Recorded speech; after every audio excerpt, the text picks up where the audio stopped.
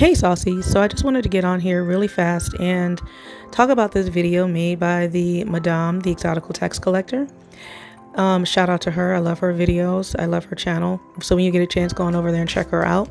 But she made a really interesting video entitled Massa Made Unambiguous Black Women Do It, Slavery, Brainwashing, and Humiliation. And it's based on the spanking in the Black community and that it's excessive and that it's violent and unnecessary. There's a lot of truth. I mean, she made a lot of excellent points. But yes, when you get a chance, go check her out. But a couple of points I wanted to make that was not included in her video was that a lot of Black people do conflate violence, abuse, putting their hands on people, things like that. They conflate that with strength. They think that you're being strong and they feel like they can rule instead of ruling with wisdom and humility and understanding. They try to rule with violence. If you don't do such and such, I'm gonna beat your ass. If you don't go such and such or get ready for school, I'm gonna whip your ass, beat your ass. I mean, everybody, whether you're an exotical or you're not, if you're affiliated or connected with the Black community in any way, I know you've seen it, you've heard it, you've lived it. I'm quite sure we all know that this happens. Even it plays out in adulthood, in the workplace. A lot of people who are adults, old school, middle age, older people, younger people, whatever, they feel as though if they disagree with you, or if you just say something they don't like, or they just plain don't like you, that they have a license to put their hands on you and threaten you. Or if they can't put their hands on you because they're in the workplace or out in public, they'll cuss you out and use abusive language to you, call you out of your name and stuff like that because they don't like you or they disagree with you. And far too long, this shit has been been swept up under the rug and laughed at and regarded as cute or funny. And basically saying that Black women are strong and Black women don't take no shit and all these kinds of things. But real strength doesn't come from violence. True leadership comes from humility. Humility is the key to understanding and wisdom, and it takes wisdom to be a good leader. And we see a lot of wisdom is lacking in the Black community because we have the highest violence rates, or rates of violence. Some of the most violent places to live are Black-dominated neighborhoods or Black-dominated cities with the highest violence rates. Black femicide, like Chicago, Detroit, different places like New York, where most of the highest population are Black people. And a lot of people's answer to that is just, just move out, go to a white suburb. You know, just go move next door to quote unquote Karen or quote unquote Ling Ling or quote unquote Maria, you know, go move out and escape the Blackistan. And the thing is that Blackistan is dominated by Black people. And the people that populate Blackistan were raised by other Black people. So are you saying that Ling Ling, Karen, and Maria do a better job of raising their children than you are doing raising yours? Or they have done a better job at managing their communities than you've done managing yours? Are you saying that they're better at mothering and parenting and better citizens? I mean, is that what you're saying? Instead of because if you're so strong, stay in Blackistan and fix it. Because these same dusty, colorist, criminal-minded, violent individuals are raised by other Black people that are terrorizing other Blacks. Your answer can't always be to run and flee and leave the Black community. At some point, somebody's going to have to go in there, roll up their sleeves, and fix it. And it's going to need a collective effort. It's going to require unity and working together, which is something that a lot of Black people have demonstrated that they really just can't do. There's church after church after church on every corner. And so the basic understanding of scripture in the Christian faith should be that leadership comes from wisdom. You need wisdom to rule. And a lot of Black people don't really like mental health, and they don't really like to talk out their problems or talk to their kids, because a lot of Black parents feel like, well, I pay the bills and I am the one who provides for you, so you don't have any rights, you don't have any privacy. And if I talk to you, that would be the same thing as like negotiating with you.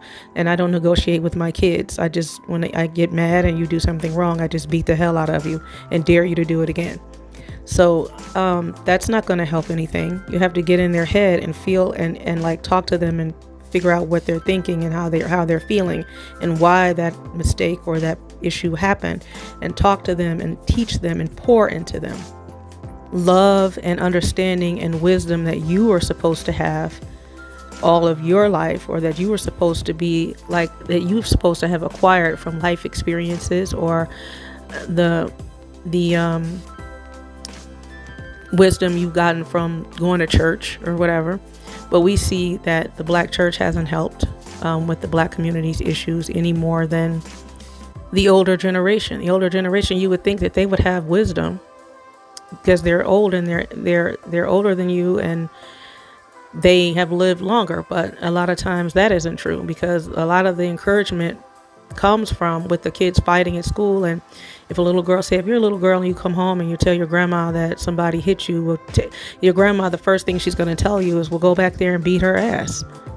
Go get your brother, go get your sister, and y'all all go over there and whip that girl's ass. Instead of the grandmother saying, well, let me go talk to the parents. Let me go talk to the parents and let me go figure out why this happened. Let me go talk to the little girl or whatever, and let's see if we can try to foster a understanding between the two of you. You guys apologize, and then you try to work together and work out your differences. Either stay away from each other or be friends. But you can't hit each other. You can't beat each other up. There can't be any fighting and cussing. I mean, there was a story not too long ago where two little girls were fighting. And I forgot where this happened because it was all over YouTube. It was a news story. And the mom of one of the little girls took acid and threw it on the other little girl. And a lot of times you will see when two little girls or two little boys are fighting, the parents actually jump in and help their child beat up the other kid.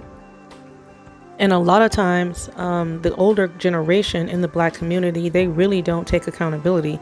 Instead of them being proud of their years and the gray hairs that they've earned, they try to cover it up under a lace front and wear tight clothes and go out and party with the younger generation. They try to be sassy and loud, and they twerk and try to get men or try to compete with their daughters and their granddaughters, instead of just being happy with the age that they are, and using their age and their experience in a good way to help guide the younger generations and show them the right way to be and the right way to live. So a lot of time you'll see a lot of older people, women, men alike, they're blasting rap music and they're wearing the clothes that the younger generation would wear, or they're like, got rims on the cars and trying to be pimps and trying to have a lot of women, because the men are just as bad too as the older women. The older men are just as bad as the older women. A lot of times they don't want to be called grandpa. They don't want to be called grandma. They want to be called everything but that. That's old school. That's old. Well, bitch, you're old. Like, act your fucking age. And that's why you have a lot of people in the younger generation that don't respect them, because your idea of parenting and rulership is just to beat the hell out of me, cuss me out, call me out of my name, try to compete with me, try to dress like me and look like me. And that's it. You don't teach me shit. I had to figure it out. You use violence. You don't really know how to parent. And a lot of the younger people from the up and coming generations don't have any respect for the older people. And then the older people push church down your throat. But I mean, you haven't learned shit from going to church all the years you've been going. Why should I?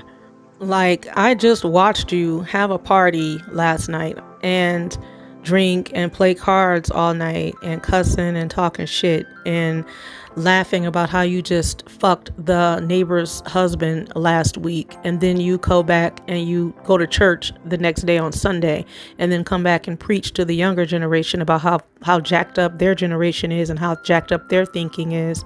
Like, you have grandparents literally like this. Older people, I'm talking 60s, 70s, even 80s in some cases, and people think it's fucking cute.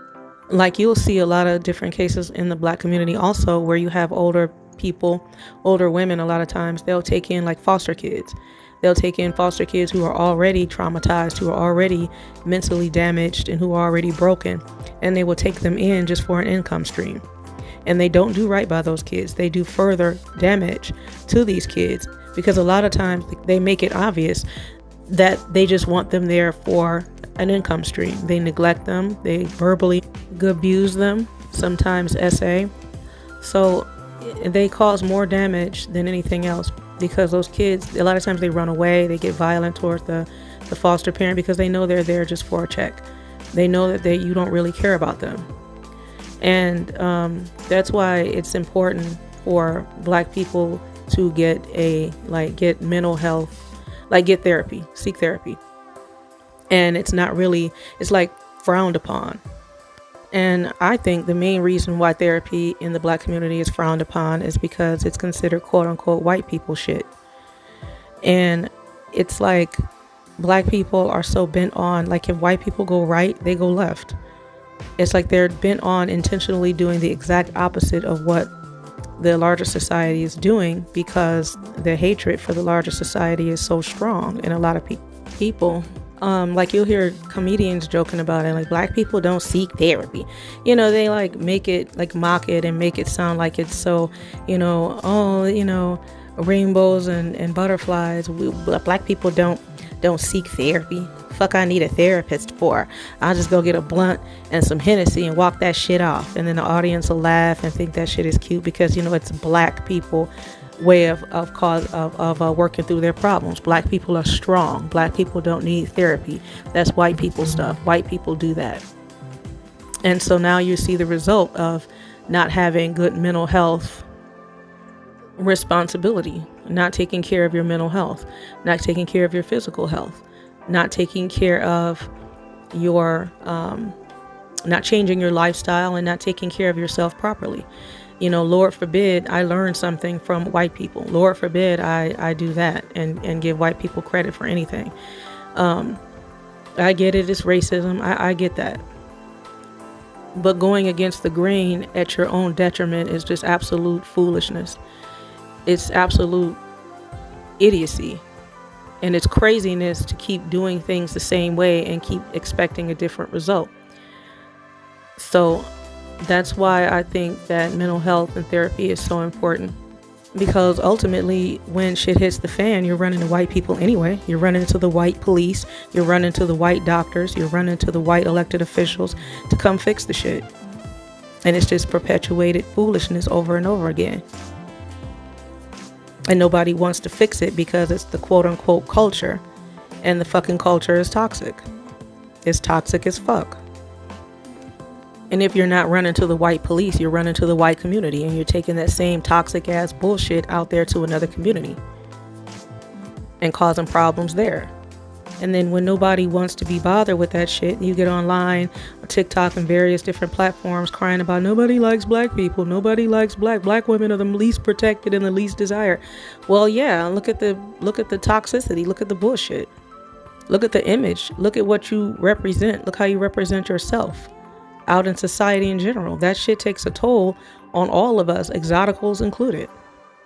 But yeah, that's my little 2 cents that I had to add to the Exotical Tax Collector, the Madame Exotical Tax Collector. Please check her out. Also, feel free to email me with your story times at exoticalsauce@gmail.com, and I will put them on the channel and share them on the channel. And shout out to my saucy subbies. I really do appreciate you guys and love you, every last one of you, and appreciate all the support. And don't forget to like, comment, and share the video, and I will see you guys next time.